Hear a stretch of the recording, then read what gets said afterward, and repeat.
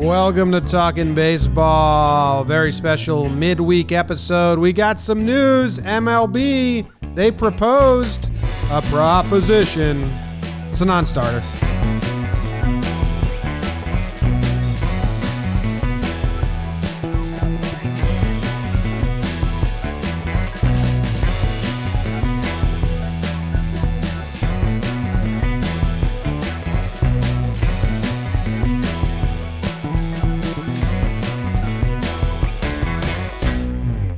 Welcome to Talkin Baseball. Thank you very much for joining us today on this fine Wednesday, Tuesday, if you're watching live on Patreon and you're in the chat.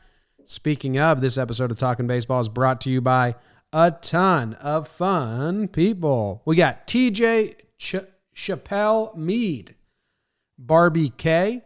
Barbie's been around for a while. E. Brucker, 406. Nana G. Nana, I had a Nana. Ryan Cassidy. Jared Denz, Giancarlos Delgado Braun. Good name. I think maybe those are the three favorite players. Andrew Lehewich, Calvin Mueller, Donna Cashman. Donna Cashman been around for a while.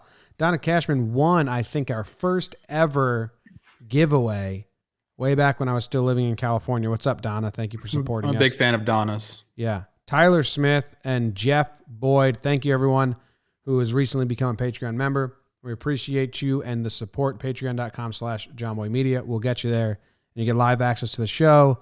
Quick shout out to the people that are watching live. We got Quentin Hubner, Andrew Pelham, Hayden Cart, Nick Lohman, and Tree Guy 98. So thank you to all of you.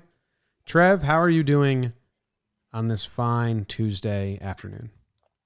I woke up a little sad this morning. Welcome to Jake's life. And I just got reminded of what's that movie, Friday Night Lights? Mm-hmm.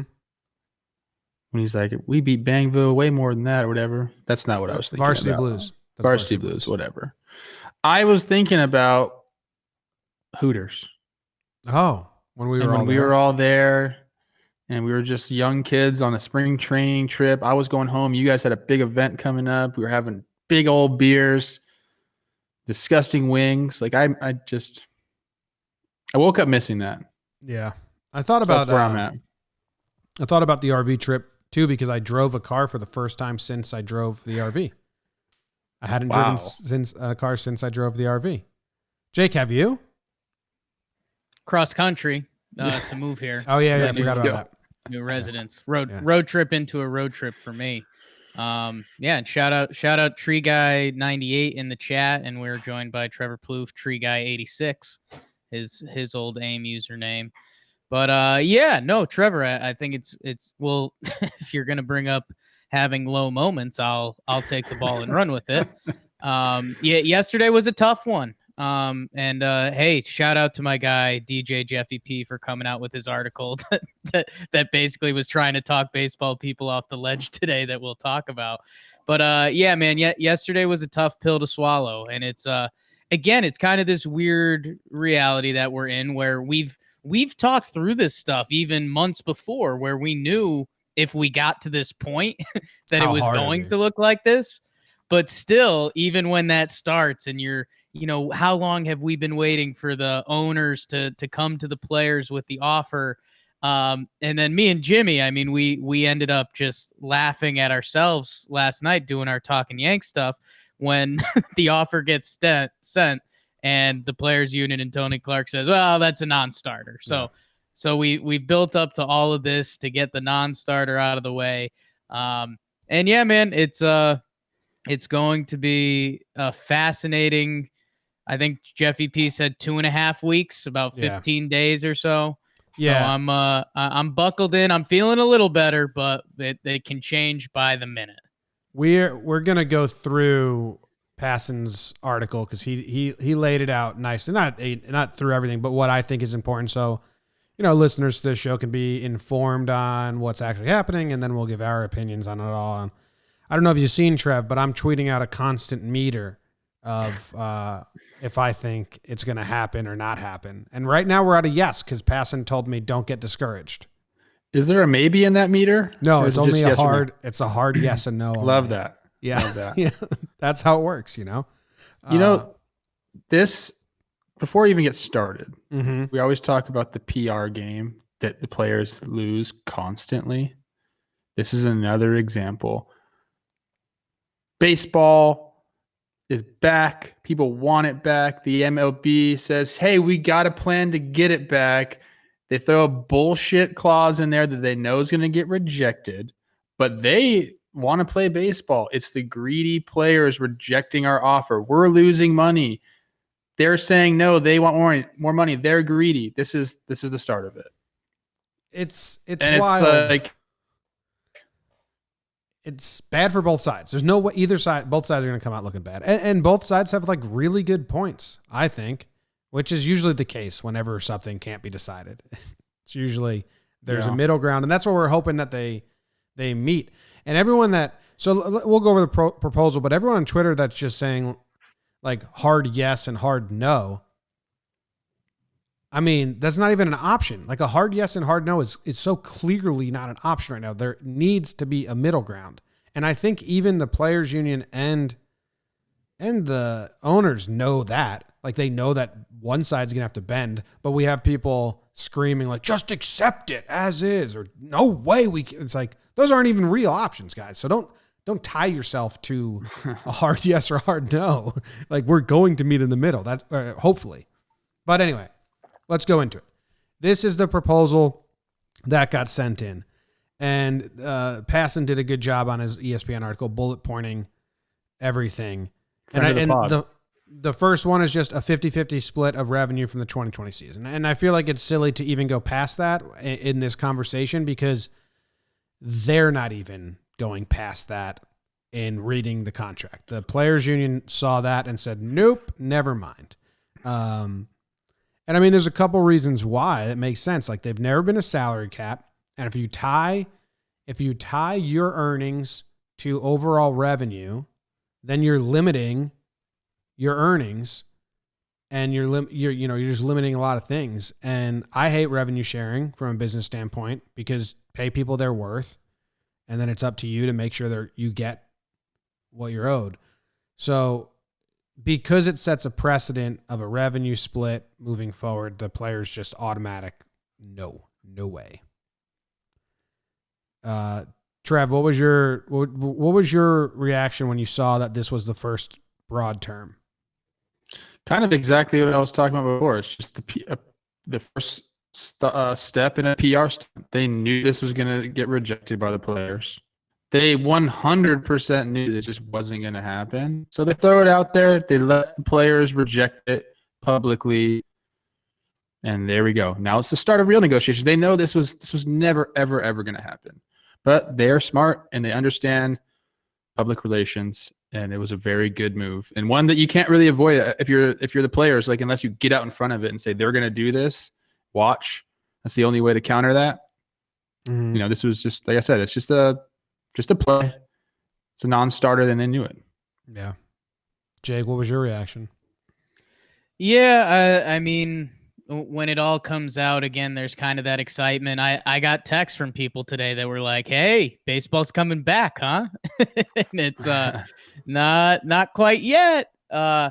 But yeah, I don't know. I mean, the players union has worked so hard for the past 25 years to not get into the salary cap revenue sharing, like you mentioned. So for the owners to go with that, and yeah, and again, it is tough to get the information. So I think it's funny that last time the first Passon 20 questions article he came out with, we kind of weren't overly impressed. I liked it just because it laid everything out there, but it's everything we discussed so far.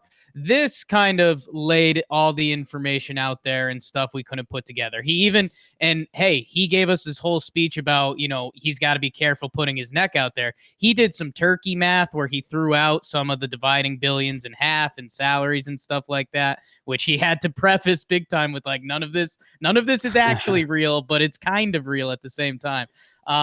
So yeah, I get it as the players, and it's kind of funny because we go back to that contract from 6 weeks ago where the owners and the players shook hands and we were like, hey, this is an okay sign. Like, all right, people are making this work. And now I think that's what's going to be the most wild. If they get into arguments over that part of the language, whether that the players agreed with having fans there or not having fans there, and the owners, because I know that was a separate part in the article where Passon said he talked to 4 separate union people. 2 of them said it could potentially hold up, one said it would never hold up, and the other wasn't sure. It's like, well, I mean, when you give me that kind of information, that's when you hit the scary part. Yeah, because if people start hammering the table over something like that, then you're running into the wall. Yeah. So that part of the article is talking about kind of, if you've seen any Scott Boras quotes, we're like, we already signed a deal. We're not opening up negotiations at all. And it's, this is like the cause of everything. And we've been talking about this for a while. Like, did they fuck up and sign something? And now the MLB is going to come and say, actually, the interpretation of that says we can open it up again. And we actually have the line now. We didn't have the line in the contract. We have it, which is good. So the actual wording says, the 2020 championship season shall not be commenced unless and until each of the following conditions is satisfied. Okay. So it won't start until all of these conditions are satisfied. And it lists out a bunch of conditions. And the one that we're focusing on here is this condition. The office of the commissioner and Players Association will discuss in good faith the economic feasibility of playing games in the absence of spectators or at appropriate substitute neutral sites. To me, who has a pea brain and doesn't really understand the lawyer stuff, I can understand some things. That seems like all that says is they have to discuss if it's feasible or if they're going to play at neutral sites. Like all that promises is a discussion and an agreement on the feasibility of the economics and of the neutral sites. So passed it along to some labor lawyers that work for ESPN, and 2 of them said, yeah, that doesn't say they can reopen negotiations. It just says they have to agree on a discussion. And then 2 others said, yeah, but if to agree they have to open up negotiations and refinance, then that could be what that means. So it's very just tied to the wording of that clause. And that's why players thought they signed this and thought it was done already. That's why Boras saying, we're not renegotiating. We signed a deal. And the owner saying, no, that line says that we have to discuss it in good faith. And you guys aren't discussing it in good faith. So it's kind of, what does discuss mean? It's the most lawyer sounding sentence you could come up with. Oh yeah.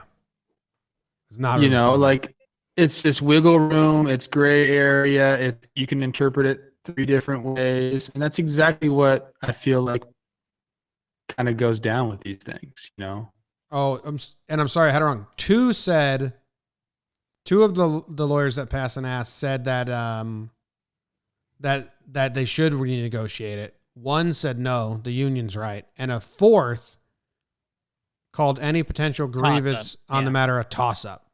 So that guy sucks.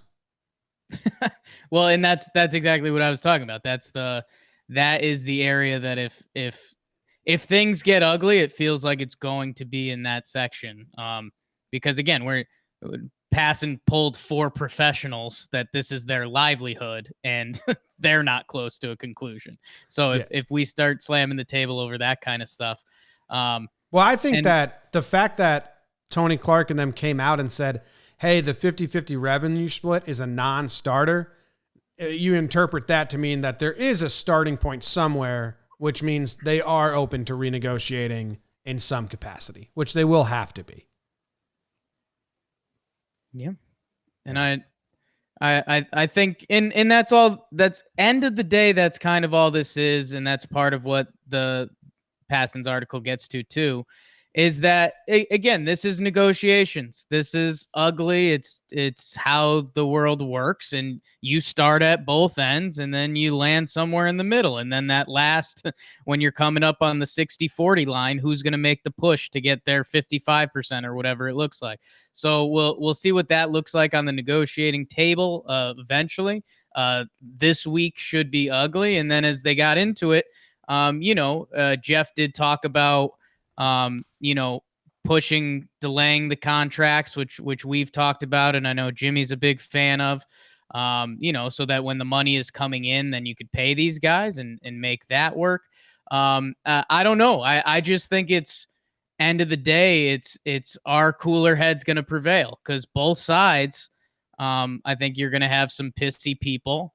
And I think both sides are also going to have some good people, and it's who gets loud at the right moments. And that's the scariest part for me, that if one person, one owner, one lawyer, and that's why this stuff is so nerve-wracking and such a scary thing, says the wrong sentence or the wrong phrasing, or someone lets out a bad tweet, like we could lose baseball for a year and a half. Because we're supposed to hit the negotiating table with these guys again. So that's the terrifying factor for me, that if one owner gets loud and is having a bad day, that could screw everything up. And same thing from the player side too. Yeah. It's pretty dicey situation. Everyone's on edge. Let's go into some of the other terms of this proposal and see if the 50-50 split wasn't there.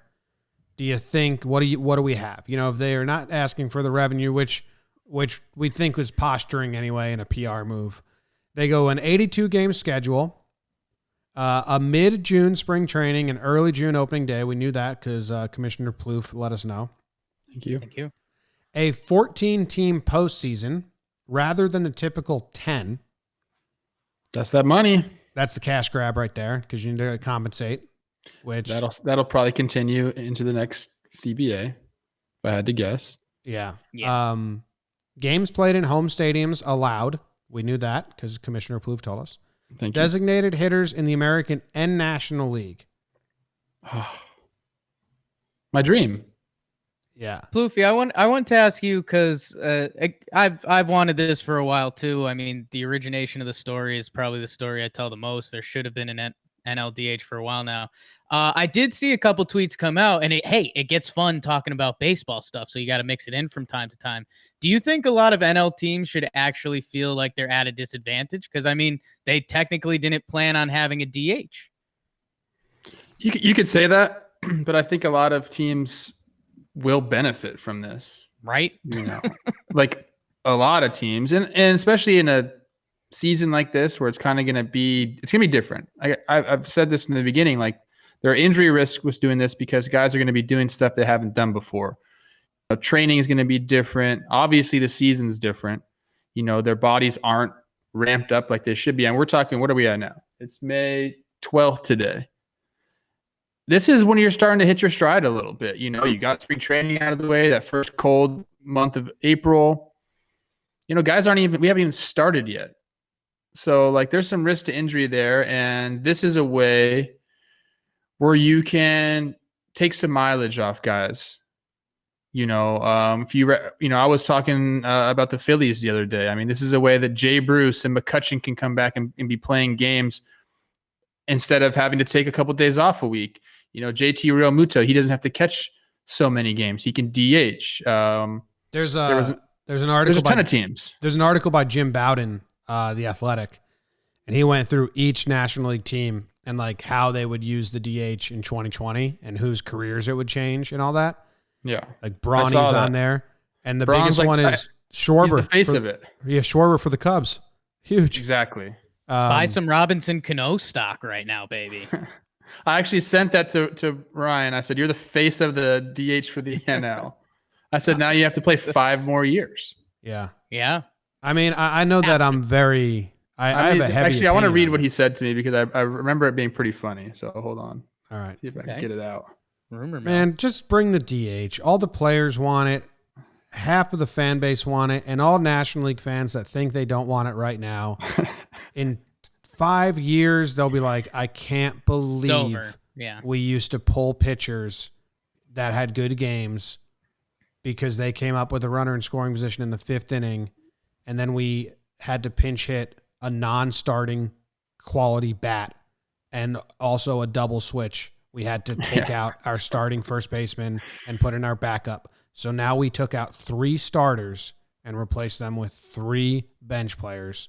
And we're gonna bunt in the guise of strategy. Like I just think in 5 years, any National League fan is gonna look back and be like, I can't believe we used to do that. We're gonna bunt with 1 out and a runner on first base. Yeah, the 8th hole hitter is basically just gets pitched around and never sees a pitch to hit because the pitcher comes up behind him and is an easy out. It's not strategy. I texted baseball. Ryan. And I said, "You're the face of the universal DH." He says, "I already got rid of my gloves. Just put them in the trophy room for good." He says, "I could still probably put up 900 OPS if I could DH only." So he's looking forward to it. Boom! Someone's gonna grab that and tweet it, Trev. Hey, I've got another quick hitter for Trevor. Trevor, would you say you're a company man? What does that mean? I think so. Yeah. Like good or bad? You fight for the company. You fight for your team. He went on the news yesterday and put a JOMBOY media shirt on. I did. Okay. Well, then why don't you get your goddamn arm loose and get on the fucking taxi squad, bro? Dude, do you think I want to spend my time at the fucking spring training facility with like 20 dudes that are 22 years old? And I think part of you does. Okay, that sounds great, actually. Not a big I honestly, I was like, okay. I never really entertained it, but I said, if this was something like 50 fucking people per organization, that's a lot. But then I started thinking, what does being on the taxi squad mean?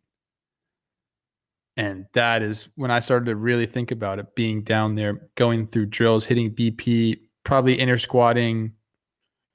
That is not the life for me. Hey, we've been watching The Last Dance, and this is off topic for a second. Do you get jealous a little bit that, in The Last Dance, like the Space Jam sessions and the Olympic team sessions and the practices, they're just playing basketball, like in its correct form. Baseball practices are just drills and situational stuff and rinse, repeat. Like, do you ever think that, let's just scrimmage? No. Yeah. Scrimmaging sucks. Yeah. Baseball is weird in that way where it's like you can't simulate live besides scrimmaging, but even then it's not the same. So, that's kind of where all the new age thinking of how to practice has come about. Like a ton of new hitting drills have come about, a ton of new pitching drills, weight programs have all come about because baseball has been doing the same shit for so long. Let's take ground balls and let's do PFP. Like they've been doing that. So these guys that have new ideas, like they're being welcomed with open arms because player development needed a change. Yeah. Okay. Interesting. This is the biggest bullet point from the proposal that we didn't already know. Games will only be played against divisional and regional opponents. So the Yankees in the American League East would only play the American League East and the National League East. And that is who they would play their 82 games against. I mean, that's 9 teams. That's terrible for the Yankees.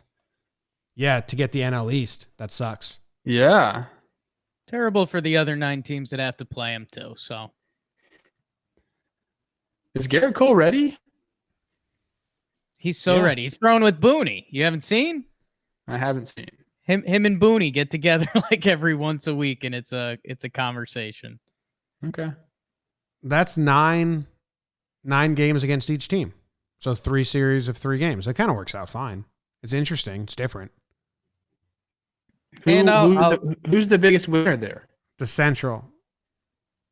Teams that get to play the Royals, the Tigers, and Pirates. The Pirates. Okay. Yeah, I think, and I'll go just because I was kind of forming a firmer stance on this because I wanted some semblance of realism, either with the divisions or something like that. And this is enough for me. Like, again, who the fuck am I and who really cares? But again, if all of this goes through and we figure out the money and all that stuff and the safety, we know you have to say the safety. If they figure everything out, I think this is like it's a good enough box to play in. We needed it, our 80 games or so. Hey, we're playing all the East Coast teams. We're gonna figure it out in the East. I'm with that. Like that's enough rules to make this legitimate for me. So I'm good with that. Who does that suck for? Like Seattle and the Rockies, but travel always sucks for them anyway. Yeah, it does. Well, any team on the coast like that. Definitely Seattle has it probably the worst. Like is anyone like is our baseball divisions pretty accurate? Like in the NFL, Dallas is in the East because they just did a grab bag. But yeah, that Midwest would actually be the best for travel. It's looking like it's always the best for travel. They're all right there. Central, I mean, the longest flight you're going to have is 3 hours. So it's like.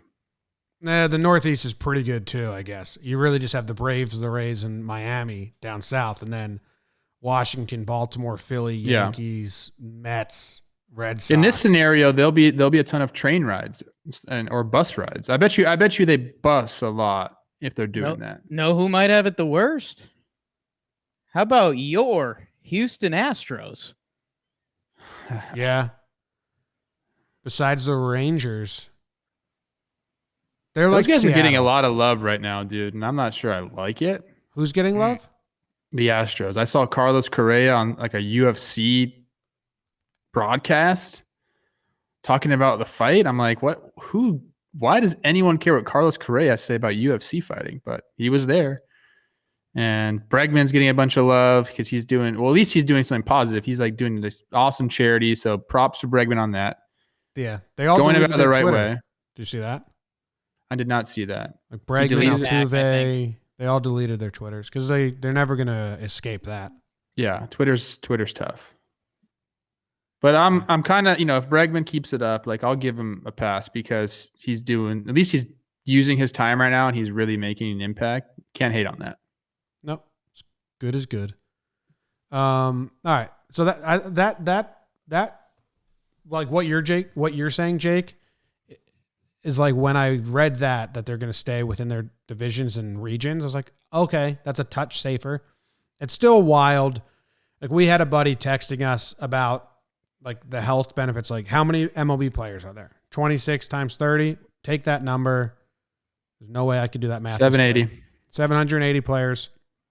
Now, staff, coaches, and now they're going to go home to all their families. So take the 780 and times it by 2 minimum, probably, like who they encounter at their home.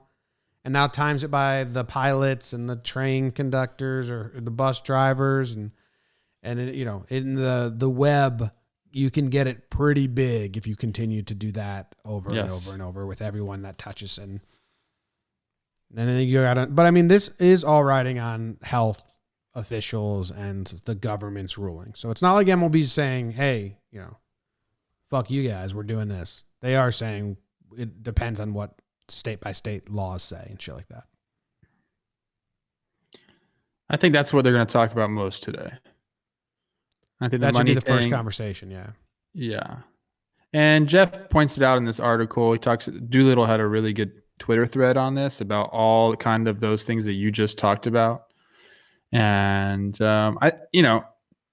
that's what needs to be led with. Like, is everyone going to be safe? Like, how ridiculous would it be if some of these guys go and they contract COVID and don't make it? There's guys that play in the MLB that have compromised immune systems. Like, how bad would everyone feel? Like, we were trying to push for this game and like this guy goes and something really bad happens. I think we'd all feel horrible. So you really, like, when you think about it that way, you have to like say, okay, let's like, number one priority 100% is the safety of everybody, not just the players, but like everybody that comes in contact too. Mm-hmm.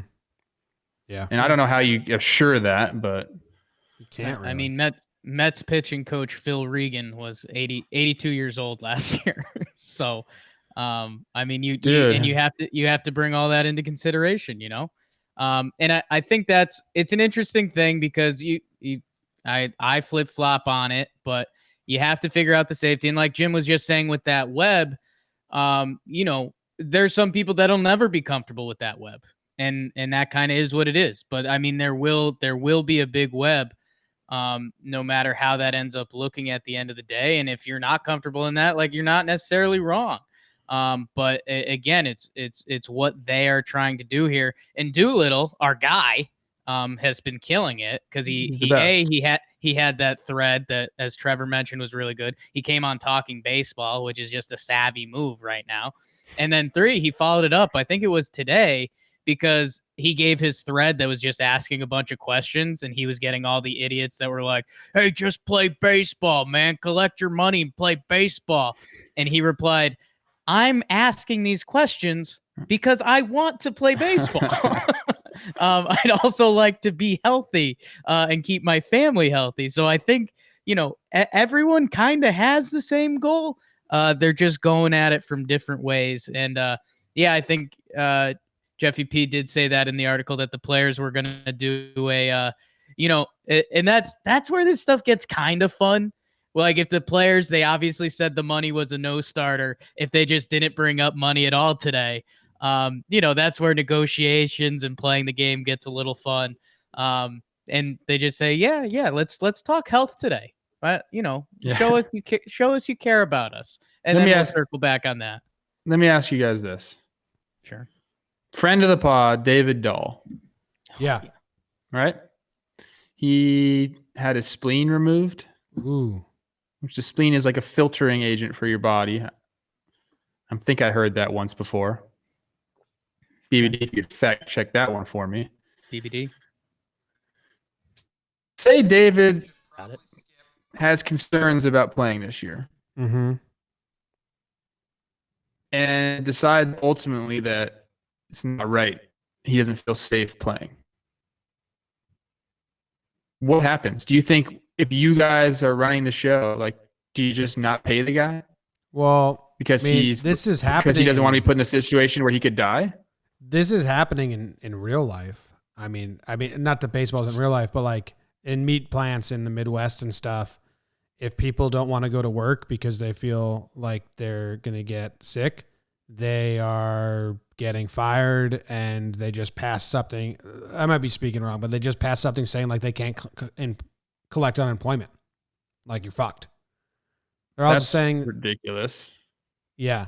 Also saying that making employees sign a waiver saying if you do go to work and you get COVID, it's not on us. So, like, it's not just baseball players. Like, there's a lot of people being forced to work in unsafe places across the country right now. So there's got to be precedent set legally somewhere. Well, this is also a unionized job, so that has something to do with it. Like, he's got backing.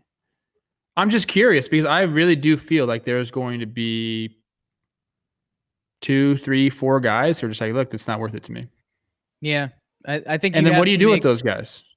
You have to make a, and who knows if it goes to, they have to figure out another courtroom. But you almost, and hey, maybe this is a cop out, and this is why I'm not in the lawyer biz. But you have to leave like an area where like some things can't be treated as equal. And if David Dahl doesn't want to play because of his spleen, that's his choice. And you either have to figure out how you want to make money work or how you don't want to make money work, or maybe David Dahl has options. Like, maybe he doesn't get paid, but he gets a year of service time. Like, I don't know. I just think you have to leave something for the exceptions, because this is an exceptional situation. It's not like we're doing the day-to-day and someone's getting a little loud just to get loud. We're clearly in the deep end of a pandemic that you have to leave hey, if there's a couple dolls or a couple, I mean, there was an old Steelers safety that could never play in Denver because the altitude was too much for him. And so like you have to know that in this situation, there are going to be some outliers that can't fit every definition of the wording. And I don't know if you bring him to a separate arbitration court or however you want to do it, but you have to leave in a clause of some sort. Yeah. So another interesting little tidbit here is that when you're leading up to a CBA, a negotiation, towards the end of your CBA, you have to negotiate another one, which we're at right now. The 3-4 years before that, the Players Association starts stockpiling money, and they do it by licensing checks. I think we've gone over this before on the show, but just in case nobody's heard this, like 4 years out, they take like 25% of your licensing check. And that's all shared revenue from anything with an MLB logo on it. Players get a piece of that, and then we divide it up. But 4 years out, 25%. 3 years out, 50%. 2 years out, 75% of that check gets kept. This year was the year that they're supposed to take 100% of that check and really fill up the war chest. I don't think there's going to be a ton of money in that licensing sharing. So although they've had 3 years to fill it, I think it's going to be a little light on what they expected. But in saying that, I got to think that if a couple players sat out because of real underlying health issues, that the association would take care of them. That's just my thinking. You would hope. Let's keep going down this list because the other one is that it's 26 to 30 active players with a 20-man taxi squad, which we kind of talked about, but that was official, and no fans in the stadium. The rest of it sounds cool to me. Just figure out the money and the health. Money and health. Those are the two issues. But for a while, we were wondering what a season would look like. The bubble plan, the spring training plan. This one sounds good all around. It sounds everything that's easy, which is like where and when and who, is good. It's the money and the health. But on-field decisions, all good. Yeah. I think the health is implied. Like that has to be there. Yeah. The money thing is the kind of the biggest issue. I think this will come off more hot takey than I want it to. Who do you guys genuinely think? Because I was surprised by my answer earlier today. Who do you think has more to lose in all of this? Because that's what negotiations come down to, right? It's who kind of gets pushed to their wits' end easier. And I've just genuinely thrown it out there. I know, like Trevor, you were a player. We currently don't have an owner represented on the podcast. And until JOMBOY keeps making those damn breakdowns. But who do you guys think and obviously you don't have to lay everything out because it's going to become a push come to shove all over the board. But where are you at right now? And we'll use the JOMBOY clause. This can change within the next hour. Reserve the right to change your mind. I think owners who only own the team have the most to lose. Owners who don't have another business, like the guy who owns the Astros, he made all his money in something else. I forget what it is, and some owners have other webs of other revenue streams, but like the Steinbrenner family, they only make money from the Yankees because we're talking about if this doesn't happen, right? And we lose this season, payrolls are going to shrink. You're not going to be able to pick up players. Free agency is going to be terrible. And then you're going into a CBA with the worst momentum ever. And you might be looking at a strike. And if worst case, the Steinbrenners don't make money for 2.5 years, I mean, they'd have to sell their team and then they'd have to change their way of life and then their fucking whole dynasty. So I think owners that only have all their revenue comes from their baseball team, their livelihood is at stake. And sure, they're not going to go starving or hungry or whatever, but they may lose their business if this thing goes as south as it can go. Where players,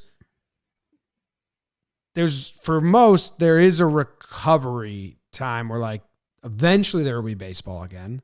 But in the meantime, it'll hurt a lot of the players who aren't on big contracts a ton too. A ton. This whole thing's a mess. It's all a mess. I agree with you about the owners who only own the teams. I mean, we can say only own the teams, which is but you know what I mean? But, It's their yeah. it's their They, franchise values are probably taking a hit. So this whole idea of Jerry Reinsdorf, and I've also mentioned this on the podcast before. His famous quote is that in '94, the owner should have been willing to hold out for 2 years. They can't do that. Not in this climate, not in this economic climate. So I think that if we get this season in and we see the owners, obviously they're not going to make as much money. They're not going to, like you just referenced, they're not going to spend a lot of money in free agency this year. We already know that. Yeah. So that's a loss for the players. But I do believe that the negotiations for the CBA, I think that'll get taken care of because both sides don't have a fallback plan. Like baseball wouldn't survive a strike. There'd be multiple bankruptcies on the owner side. Players obviously would have to figure something out, and I think it just would be bad for them as well. But you'd see another league like an XFL or something try to start up and like snake guys. It'd be a mess if they go to that strike, because then you're really going to have teams have to sell their teams. You'd probably see another league pop up to try and steal guys away and make like a small traveling like exhibit. It would be. God, it sounds horrible. My God. I think that's why everyone's in trouble. Yeah, they have to come to an agreement on this one somehow, and because the tumbleweed is crazy. That's kind of the more I read this, and I mean it, and I don't want to undersell the player side of this. And man, we do take it for granted, and we see the big numbers in baseball. And, even the low men on the MLB roster will make more in a season than a lot of people will make in any year of their life. And is what it is. But their work lifetime may be 2 years. It may be 3 years. And what if your 2 years are supposed to be right now? Exactly. So there is that player side. But at the end of the day, when you have more to lose, I mean, it feels like the owners for everything you guys said. I mean, the franchise values that we feel like, doesn't normally get talked about because the owners don't want you talking about it. I feel like, and Trevor, if you have any insight on this, let me know. And I kind of want to ask some of our connects, but I also don't, because I feel like they'd be offended. But I don't think the owners are going to open up their books, because I think that's just going to open up a whole new wormhole and give the players so much ammunition saying, oh, you've been making this. And I don't think the owners want to open up that can of worms of opening up their books.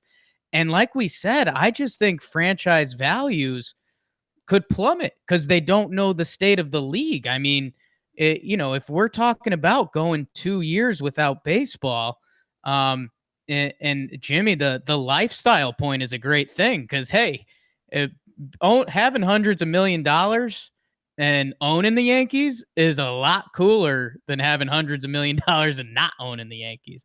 So I don't know. I just think the owners might have to eat a little bit. And again, who the fuck am I? Because I'm saying the owners might have to eat a little bit. And what if that's $50 million? What if that's $100 million? I don't know the numbers. But what if the owners have to eat a little bit? And I know Passan threw a little bit in there about Feely good and the owners, look great and saving the USA. And maybe there's a little bit of that. But I think it's more so losing the value of their team and not having to sell their team. Where the players you lose your livelihood for a little bit, but, you kind of had a game plan the whole time that you were gonna. Like if you're a ball player and you thought you were playing baseball until you're an 80, you're the first one to ever think that. So I don't know. So I don't know how it plays out. I don't know how it looks, but I think there is, when we get to that tipping scale at the end of this, whether it's 55 to 60 or 45 to 40, however that final end game looks, I think the owners are going to have to bend a little bit. And, for all my owners that are listening, I'm sorry you don't like that. But I think, like we are saying, there's going to be creative ways to make money and get the product out there and to get it going forward. So I don't know. When I read the Passan article, it was the first time that I was like, man, maybe the players are going to stay strong and look okay in this. But again, I could be on here crying next week and very sad. And that's allowed, Jake. Change your mind as Yeah. much as you want. I can Ebb and flow. 100% tell you that the players will not accept a revenue split. That's just not going to happen. I get it. Too many people have worked too hard and fought Decades, that fight dude. for too long for it to just get changed right now. And that is drilled into your head. Every meeting that we have, do you know what guys did to get you in this position? Do you know the sacrifices that were made? Do you know the story of Kurt Flood? Do you understand what people did to put us in this situation? There's no way we're going to take a concession on this now. That's what players think. And it's the right way to think. When Garrett Cole did his press conference with the Yankees, that's who he thanked right away. Kurt Flood and the like for doing what they did. So that's why we're strong. And then, going back to the Reinsdorf quote, because it's like one of the most evil quotes ever. We should have stayed locked down for 2 years. That's okay to say in a robust economy. Mm-hmm. When your franchise value has stayed the same or it's gone up, but they can't say that now. They can't say 2 years. So that was internet boom guy talking. Yeah. So they are, we're in a different world now with that. That's why I'm pretty optimistic this gets done. All right. And I think it's going to get done soon. I think I will say this. End of this week, early next week, I think we have an agreement. And that is no tidbit. That's just me. That's my guess. Yeah. And Jake kind of mentioned the timeline that Passan wrote about is that four sources landed on the same time frame, about 2.5 weeks with a chance for a resolution, good or bad, sooner but not much later. So in 15 days or so, we will know. I got shorter than that. That'd be cool. All right. I think that's kind of it. We talked through that as best we can, and we will continue. Very interesting that we have become someone said it in the Patreon chat, like this is a labor dispute podcast, not a baseball podcast anymore. Dude, all we want to do is cover baseball. Trust me. Got to talk about what's going on, though. I mean, this is what's going on in the world of baseball right now, and trying to break it down as simply as we can for you guys and give our thoughts, which are as wishy-washy as ever. Because what the hell's going on out there? What's your meter at right now? It's a yes. There's too much to lose for both sides. I mean, there's just far too much to lose if they don't come to agreement here and it rolls into the CBA. But that's the thing is both people think they have leverage because of that. Because both sides are playing this cocky, scared game. Like they're both cocky because they're scared. Kind of like they're both in a corner just throwing their best punches right now, knowing eventually they're going to have to take some themselves. Okay. You're muted, Jake. I know we're deep into this and we were doing final lines, but what's the owners need a headline, right? Or something they can be happy about. If the players get their full prorated salaries, what's it going to be from the owners that they say we got? I don't think they'll get the full prorated salary. I do. But then what's your answer to Jake's question then? Because then there needs to be something the owners get. What's their takeaway line? And you can't say more playoff games because that's to counteract the loss of revenue, which now is even more for the prorated salaries. So what would they get if they have to pay the full salaries? Baseball.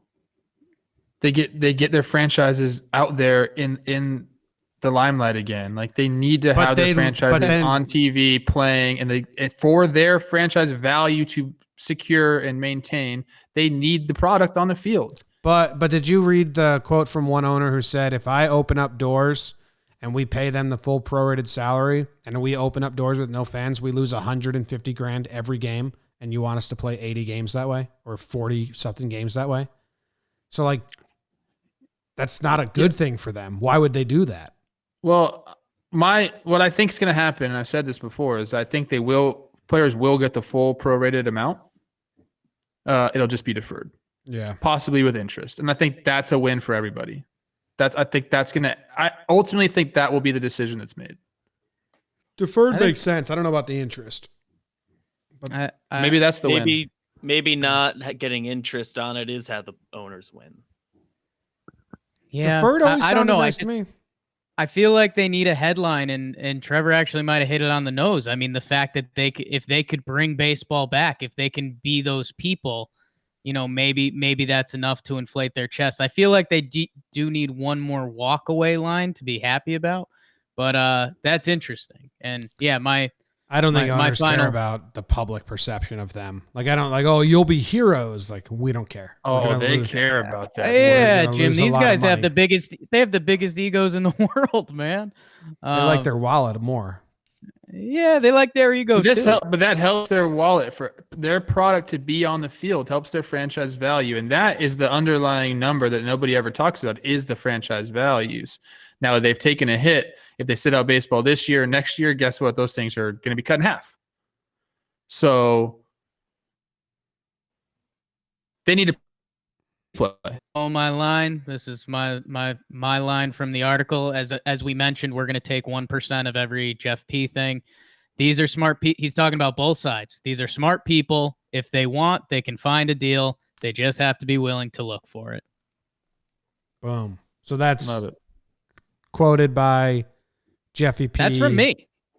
Quoted by Jake. You didn't read that? Yeah. That's from me. But you read it from the it's article? in Jeff's article, but that's from me. Yeah, it's like the Michael Scott, Wayne Gretzky thing. Yeah, a little bit. Yeah, perfect. All right, thank you guys.